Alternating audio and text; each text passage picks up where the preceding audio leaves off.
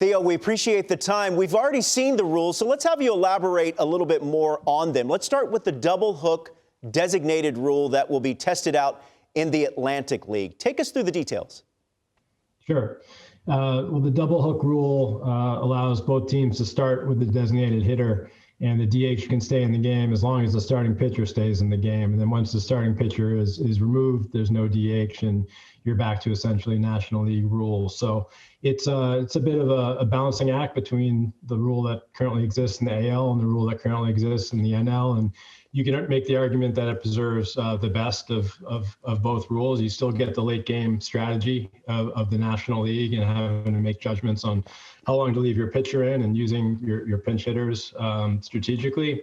And then you also have roles for designated hitters, and some of the best veteran hitters in the game can have prolonged careers by serving as DHs. And one thing we especially like about it is it puts a bit of a premium back on starting pitchers going deeper in games. And that's one thing that it's been clear from all the fan outreach that we've done, that fans like having a prominent role in the game for starting pitchers. You get to know who the starting pitcher is on the day you go to the ballpark. You get to know your starting pitchers and follow the narrative through the course of a game or through the course of a season.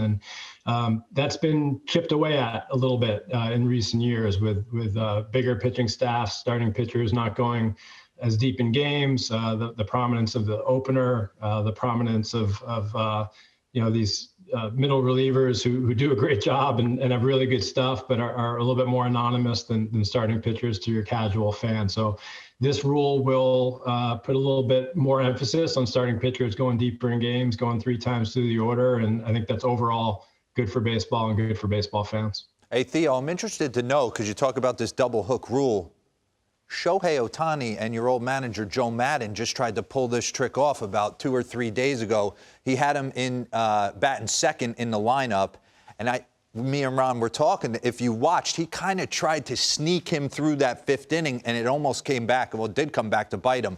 I want to know if you were kind of aware of that game or were focused on where he was doing it, how Joe Maddon was kind of working his way through using Ohtani pitching and hitting that day.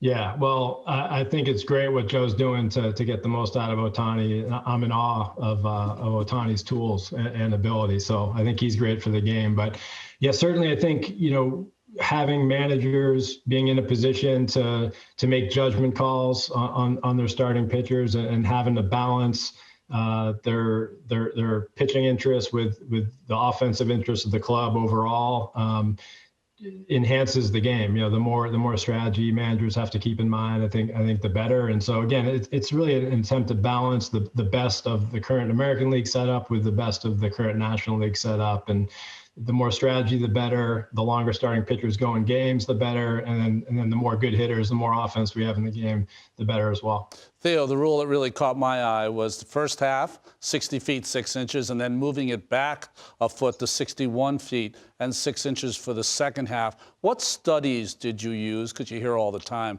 boy, there's going to be instant injuries. What studies did you guys look at, data did you look at to prove that would not happen? Yeah, well, let's start with why it's important, and then we'll get to player health, which is our first concern here. I think you have to start with the recognition that the pitcher-batter relationship, the pitcher-batter dynamic is a little bit out of balance right now, and that we should look for ways to restore some equilibrium to that. The strikeout rate in the game right now is essentially 25%. So 1/4 of all plate appearances are ending in strikeouts, and just a generation ago, that was 15%. And it's a fundamentally different game with a strikeout rate of 25% versus 15%. It means that, the ball's out of play. Fans right now have to wait 4 minutes on average to see a ball put into play. And there's just not as much chance for the player's great athleticism to be on display when more than a third of plate appearances are ending without the ball being put in play. And the strikeout rate is the greatest driver of that. And credit to the pitchers. Like, modern stuff is so good that it's really driving the strikeout rate and some of the issues that come with it. So a lot of people at Major League Baseball and across the game at Commissioner Manfred's behest have spent a lot of time focusing on different ways to try to get that batter-pitcher dynamic back into balance. And we're trying a lot of different things. Obviously there's a ball with new characteristics at the big league level. There's contemplation of changes to the strike zone, changes to the playing rules. So a lot of different ways to attack it. But the simple fact remains that we may just have outgrown 60 feet 6 inches. 60 feet 6 inches, obviously a really significant, important, sacred number in baseball. No one is hoping to have to change that, but I think we need to find out. We'll gain a lot more information this year simply by moving the pitching rubber back 12 inches and seeing what that does to the batter-pitcher dynamic. Does it give hitters a chance to make more contact? It really should, because you're buying hitters 1/100th of a second of reaction time. That's the equivalent of about a tick and a half of velocity.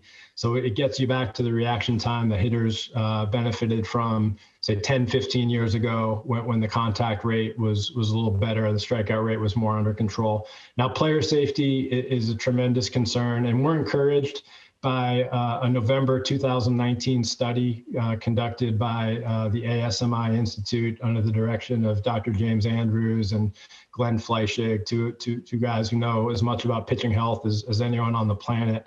And they conducted a clinical study using more than 24 pitchers pitching at 60 feet 6, and then they moved them back an additional 2 feet and then an additional 3 feet, and did it in a laboratory setting where they used sensors to study the pitching mechanics and their deliveries, and to see if there was even a microscopic change in the pitching delivery and in the biomechanics involved.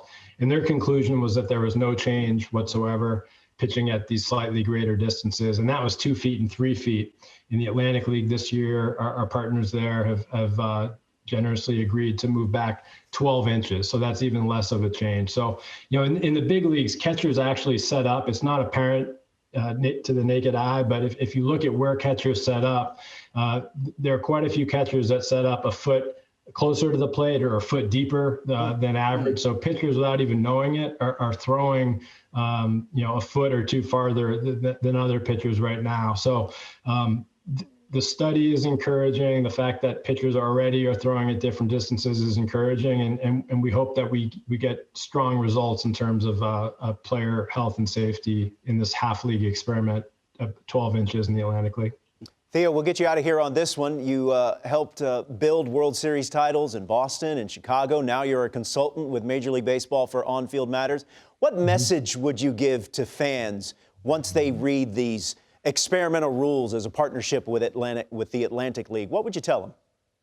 I guess I would tell them that one thing that all fans and all of us at Major League Baseball and everyone in the baseball community has in common is our love of the game, and no one's looking to get away from the essence of baseball.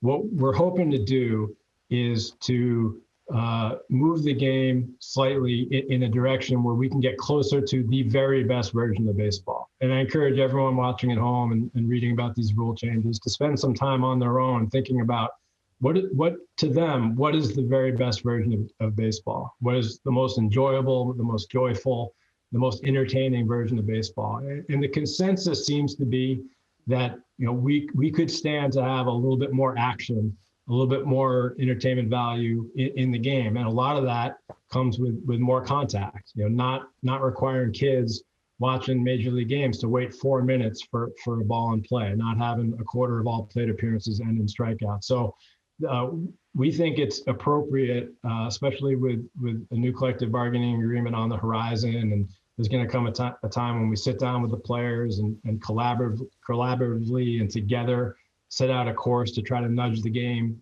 towards the very best version of baseball. We think it's appropriate to find out as much as we can about what different variables work and what doesn't work in trying to create a playing environment that produces the best product for our fans and the very best version of the game we love. Well, Theo, we appreciate you spending some time with us and educating us on these rule changes coming up in 2021 for the Atlantic League. Thanks for the time. You got it, guys. Thanks.